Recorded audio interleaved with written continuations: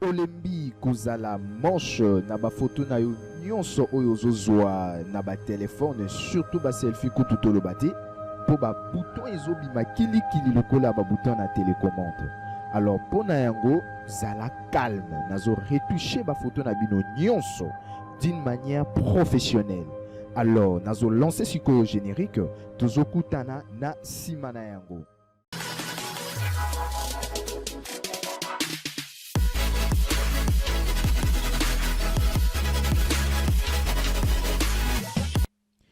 Oui, mbote na biso banso boyeli malamu na tutoriel na biso ya mokolo ya lelo ndenge tokutanaka chaque samedi esika toyekolaka makambo ya sika concernant Photoshop na lingala na explication na biso ya PTPT oyo ata bébé akoki ko utiliser mbala moko na Photoshop, n'est-ce pas? Alors, pour na mokolo ya lelo, ndenge tokumi presque na 40 abonnés et salinga esengo makasi. Alors, na réservé les bino surprise moko ya malamu. Et loko bobandaki kozela bino nyonso. Longtemps tosali manipulation photo, création d'images. Donc, sikoyo banda lelo tozosala série mobimba ya retoucheur photo. Donc retouche photo eza esika oyo okoki kozwa photo na yo na téléphone, mais ebimi par exemple malamu te soit ozana biloko moko il faut kolongola na photo ba bouton il faut kolongola yango kobongiso maquillage kotia o teint moko ya kitoko ndeti par exemple batu mususu akoki kozala nzoto mikie kosala nzoto munene kokomisa tolo na ye munene sokaza mwasi soki paza mobali kotia ye bado nyonso wana tokoyekola yango na série oyo ya retouche photo oyo tobandi sikoyo banda weekend ya lelo. Je pense que série wana kozala ya 3 ou 4 vidéos, donc bozala calme. Alors pona mokolo ya lelo nakosala un peu survol ya nyonso ndeti bozomona mwasi kitoko oyo nazwi awa. Donc yeyo awa mwasi oyo kitoko en passant kombo na ye Kevin yeyo moni oyo eza photo azwaki na téléphone.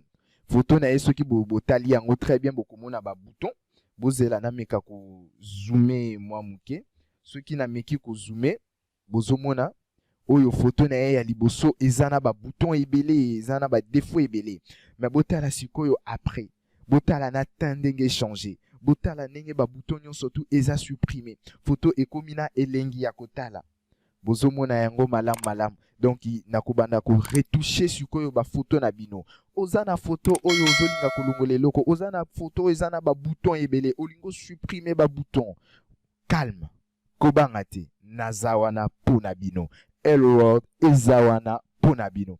Alors sans plus tarder eloko ya liboso tokosala tokokende kozwa image na biso yango yo na ye nazwi image voilà. Nazwi image na glissé yango bozomona déjà à partir à combo ya image eza image oyo batindelinga ngo donc atindelinga image. Alors je me suis dit d'accord nazo sala yango sikoyo pour na profiter na tutoriel na publier yango mbala moko. Voilà eloko ya liboso na kosala na ko déverrouiller calque na ngai na fini alt na clic vu que naza na Photoshop 2020. Donc ebimiseli ngai déjà ezumelenga nyonso oyo eloko liboso tokosala ekozala nini nakoya awa na outil na outil oyo donc outil correcteur nazwi outil correcteur yango nde kosunga ngai na longola ba bouton nyonso. Alors nakomika ko zoomer muke vu que image ne eza vraiment ya téléphone bozomona qualité eza un peu médiocre donc eza ko se pixeliser hein na français balobaka pixeliser donc nako zooma ngo mingi te sinon te nakoya ko bunga donc na miki ko zoomer mukie voilà. Donc eloko nako sala nako tia broche nako zwa broche moko na fini clic droit non attendez plutôt OK voilà. Donc eloko nako sala nako fina alt pona kozwa échantillon ya poso pona kozwa échantillon ya poso ndeti ana na cliquer à voilà esika na cliquer na soki na bomoni bouton oyo eza to na koya na cliquer be tac bomoni ke bouton elimwe donc yango nde sikoyo na kobana kosala po na limwisa ba bouton. Donc bo comprendre le principe ndeti pona zolo bomona mwa tâche moko ya pembe pona ko limwisa ngo na ye awa na coin awa tac nazwi échantillon na cliquer wana. Donc tokosala bongo pona matama awa pe pona kolimwisa ba bouton ya matama. Voilà. Donc beau exagérer vraiment te ce qui au moins que ça erreur au final na contrôle Z pour annuler ndeti apena litama na ko limsa na jeu échantillon. Voilà, wapi lisusu awa na mbunzu awa. En tout cas je vais essayer un peu de faire un petit peu de trop. Voilà, pour avoir un débat bouton eza moi et Billy. Awa pe na zuyoyo na échantillonné pour ça awa.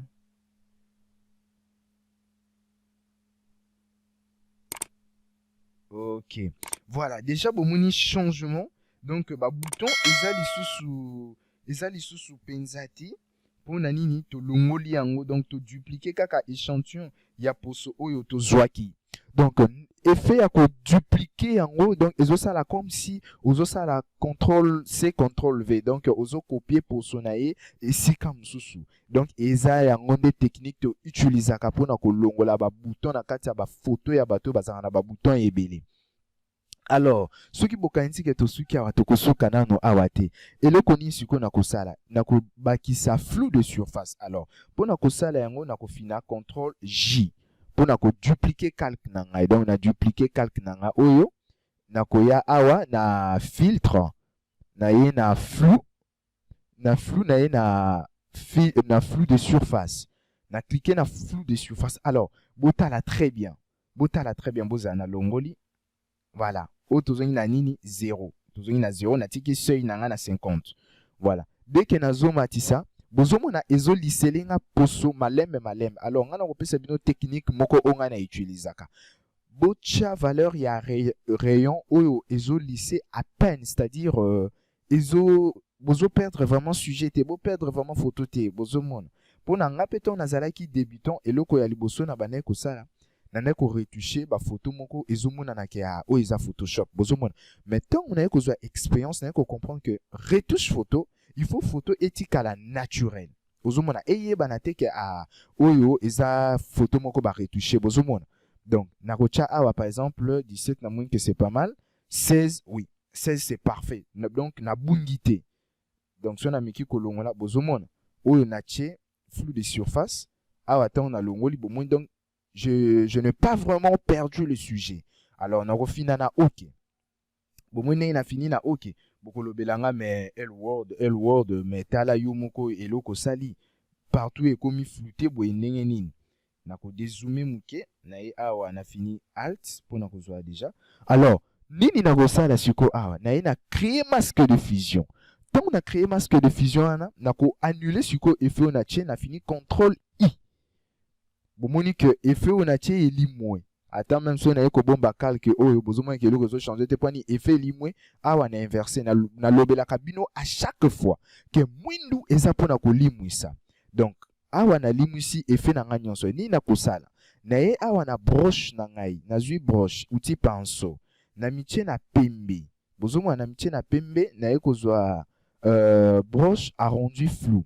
Alors eloko ni na kosa na mitie na 45% parce qu'il faut pour na valeur moko entre 40 na 50%. Na mitie alors na 45%. Eloko ni na kosala na bandi sikoyo ko peindre, to ko peindre wapi ba place oyo ezaka visible. To ko peindre mbunzu, matama, se ya zolo, donc entre zolo na mbebo et puis menton. Donc ngodi. Voilà. Donc voilà, yango nazo peindre sikoyo.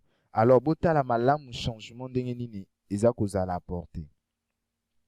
Bozomona déjà changement. Donc botala de mbunzu ndenge komi. Ali na yesko a na matama. Na ye na matama, voilà. Voilà. Na lekisi yango na se ya zolo. Donc il faut ça lango délicatement. Voilà, a pe na lekisi na se ya na se entre menton na mbeboasi. Voilà, na ye na litama à droite. Na se ya misu. Donc bozomona déjà changement. Alors soki otie tembe tala tac o na longoli o ezali ozomona. Donc nazo perdre sujet na ngate mais maquillage ezobonga. Nazo continuer musala na ngai. Voilà. nasali awa entre basile awa pe bobosana te. Il faut pas surtout bobosana entre basile. Donc awa voilà. Voilà. Na matama awa, il faut surtout kobongisa matama bien pour moi si beauté na evani mingi na matama na sourire. Surtout na ba photo na zoloba bien sûr. Bongisi matama ou bongisi matama. Alors il est on a fini alt na clic droit ya souris na diminuer broche pour na bongisa entre ma kiki na mis donc na français balobaka paupière. Donc nazo bongisa pe paupière awa voilà. Na bongisi na paupière. Donc bomoni changement au ekotien. Alors na roya pesco na zolo voilà na awa entre zolo na misu na bongisi yango bien entre zolo na misu et puis awa susu voilà bomoni ndenge na sali yango. Bon personnellement na retouchera vraiment mbebo te mais bokoki kosala yango parce que mbebo edépendaka na ba photo oyo ozwili angle ya lumière pe couleur ya mbebo. Donc ndeti awa na moni ke eza nango vraiment na importance te nakoki kotoucher yango na lekisi na mbebo. Voilà na moni mbebe komi ko changer. OK voilà comme ça c'est bien. Donc bomoni déjà eloko oyo epesameli biso sikoyo awa. Alors eloko oyo salemi awa tokosuka kaka awa te na ye awa nakangi calque na nga ya se na ye sikoyo na calque oyo ya likolo awa na ye na propriété bozomona ou soit même boy bon pas grave tokozala ta boy na calque na ye na calque oyo ya se na dupliquer yango voilà. Na dupliquer calque na nga ya se voilà. Pour ceux qui toye awa bokomona na tche moi flou moko boye na tche flou awa donc yango nde nazolinga sikoyo na apporter. Donc tozongi nani na biso il faut na sala détourage ya sujet na ngai oyo. Donc nakosala détourage na ye nakosala ndenge nini donc nakoya awa na iwana na fini na propriété supprimer l'arrière-plan.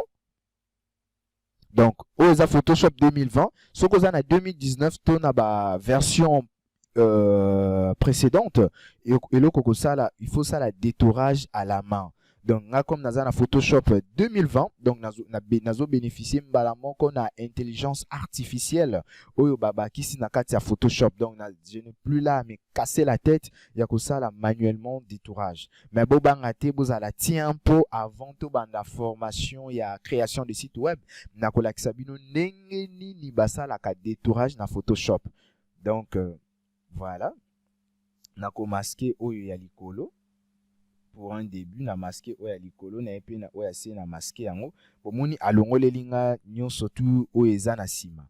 Alors ni na kosa na ye awa na broche na nga wi na agrandir yango na ko changer na koya na oyo voilà opacité na ko changa 100%. Voilà plutôt na ko fina X soit na ye awa na cliquer awa parce que je dois me mettre en noir pour na ko limwisa. Voilà na bandi ko limwisa.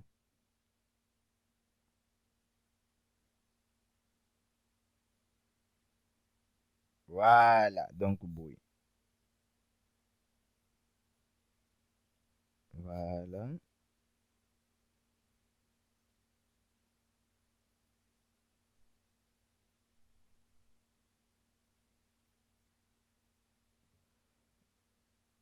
Voilà, donc awa ngai loko na lingi ezakaka nzoto ya mwasi oyo. Po yende aza sujet na Photoshop balobaka sujet. Donc, il faut vous maîtriser peu moi ba terminaison en sujet. Ok. Ndenge na zuye boye, c'est bon. Alors, nini sikoyo na kosala tour oyo. Eloko nini na kosala sikoyo awa. Voilà. Ndenge na zui sujet boye. Na zui awa sikoyo na ye awa.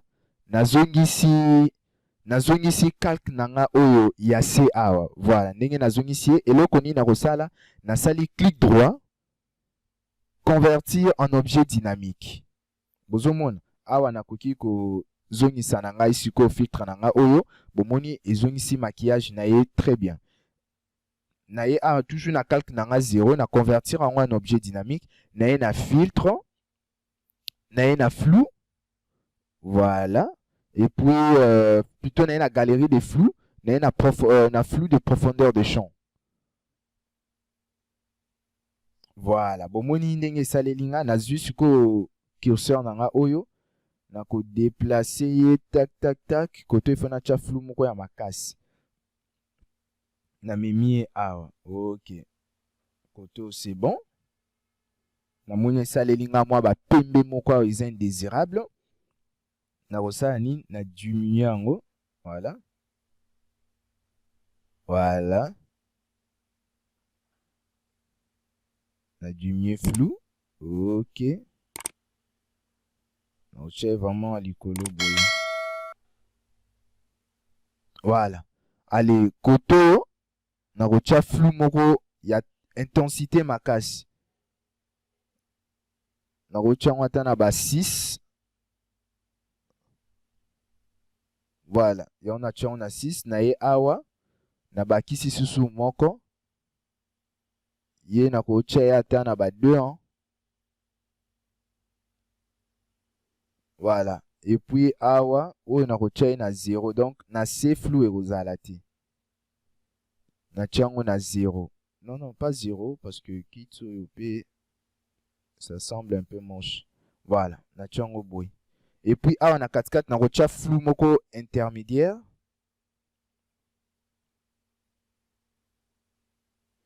Voilà. Awa pe na bosanité ye awa na rocha na 2 donc ba uza na valeur moko na oyo mususu pour na osala dégradé de flou. OK. Koto pe na C to bosana te. To rocha na 0 lo ya mastani waza na gauche. Awa na C awa na koki rocha ma flou moko. Voilà. Alors, ce qu'on ici boye au fini awa na OK. Voilà. Bon mon neng sikoyo arrière-plan na biso et comme flouté et puis sikoyo sujet na biso yene mutu aza vraiment mise en valeur. Alors, eloko nini nakosa nakofina na ye na calque oya likolo na maintenir shift na kititi na calque oya C na cliquer sikoyo so na mati bomoni a sélectionner lenga ba calque nyonso na kofina alt contrôle shift na E bomoni abimise linga kaka calque moko oyo a regrouper ba propriété o nyonso donc eza fusion ba calque nyonso na koya sikoyo awa na bandi ko kanga ba calque tout voilà na kangi ba calque wana nyonso donc na tikali kaka na calque moko na koyi ko kanga tout comme na koyi même peu ko supprimer ko baka ngona poubelle et wow. Alors, na calque oeza awa ni na kosa na convertir en objet dynamique. Na ye awa na filtre. Na ye na filtre caméra RAW. Donc batu misusu bakotuna nga question mais Elword pona nini on convertit ça toujours en objet dynamique. En fait, objet dynamique eza nenge kombo na ngezoloba okoki ko sala ba modification et puis sonné to modification oyo sali wana et c'est pelicioté okoki ko zonga pour na ko changer ba modification au sali. Mais par contre ce que tikali na calque pixelisé et kozala impossible. Pour ceux qui au sali déjà filtre moko okoki ko modifier sous filtre wana te. Voilà pourquoi tu auras toujours l'habitude de convertir ça en objet dynamique. Et ce que c'est ici ne ko pixeliser sur le calque. Alors, awa siko botala nini na kosala. Voilà, na ye awa ba ton clair na ko bakisango vraiment ebelete. Na matisi ton clair kaka mukie. Na bouger ton clair kaka mukie parce que na boyebi ma photo fun na moni que noir na nga awa isa ya kunzuluka bozomona. Donc il faut na renforcer bâton foncé. Voilà, bâton foncé na renforcer en mukie. Bomoni que ce que na komi ko récupérer moi noir. Blanc na matisi pe moi pembe mukie. Noir na renforcer. Pour ceux na yena makas bomoni noir et komi trop makas. Bozomona. Donc il ne faut pas trop que ça lango na ye na zoi na 0 na ni ko renforcer moi noir mukie. Voilà na moni ke boye c'est bon. Donc astuce botala ka awa so ekomi équilibré, c'est que c'est bon. Ah ouais, c'est bon. On a ce qu'on a texture. On a augmenter texture mouké, c'est bon. Clarté pe lokola. C'est bon, ok. Besoin d'une image ils ont changé. Voilà, vraiment, j'en aurais pas trop besoin. Ouais, et apporter quelque chose, c'est pas mal. Ok, voilà. Vibrance, donc il y a Robimisa ba couleur au DG Zali. Ok, ba photo il y a comme orange. Hein. Il faut pas exagérer. Voilà, saturation, c'est bon. Saturation, il faut pas en alexandre. Ils ont même exagéré. Donc, on a diminué moins saturation. Ok. Voilà. Ce qui n'a pas avant, après, Nabino Moko. Botali avant. Bomoni avant. Botala sko après. Oko préféré ici kani. Nayo Moko. Tala suko Nayo Moko. Bozomona que awa. Et nabimisi ba couleur nyonso. Na vivifié ba couleur. Pas comparable ya awa. Alors, elo koni na rosala. Ben, nga na validé, na fini na nga ok. Bota la modification, hop. Bomoni ndenge esali linga photo. Bomoni ndenge ebimise linga photo na koki kokangani o nyonso. Bomoni ndenge esali linga photo. Photo ekomi sikoyo beau à voir. Photo ekomi na elengi. Soki na bina dézoomer ngo nazonga na format na zoom initial. Bota la comparable ya auto zalaki nango liboso. Bon ndenge nini photo ekomi sikoyo na elengi na flute yango koto yo bien koto nyonso tu esali na elengi kitoko te kitoko lobananga kitoko bomoni ke na L World tozo retoucher sikoyo ba photo na bino nyonso. Alors tokomi na suka ya tutoriel na biso pona mokolo ya lelo na lobeli bino susu. Merci ndenge olandi vidéo oyo tina suka na yango. J'espère que na survolé ba étape ebele, donc na simbi na ba étape ebele à retouche photo na sangisi ba étape nyonso tu na vidéo moko. Alors na ba série ba vidéo misusu koya na kolakisa bino ndenge ni kolongola ba bouton sikoyo en détail pour na kozwa photo ya mwasi moko soit mobile moko ou azana ba bouton ebele pour na longola yango. Et yo peso kozana ba photo oyo zolinga ba retoucher le yango tindela biso yango na compte Instagram na biso Elonga Josué 22 yango yo pe ebimi awa sikoyo. Alors bande na ngai na bosanité tolobaki soki tokomi na 50 abonnés tozo banda cours na biso sur la création de site web. Na kolakisa bino nini ba créer site web pas à pas na ko accompagner bino. Alors même à tatango formation ne ko banda to ko lemba Photoshop te cours à Photoshop et ko continuer toujours et ko zala en parallèle la création des sites web. Donc wana ko comme par semaine on va publier 2 fois. Donc, na début de la semaine, on va publier Photoshop. Et puis, na fin de la semaine, on va publier création de site web.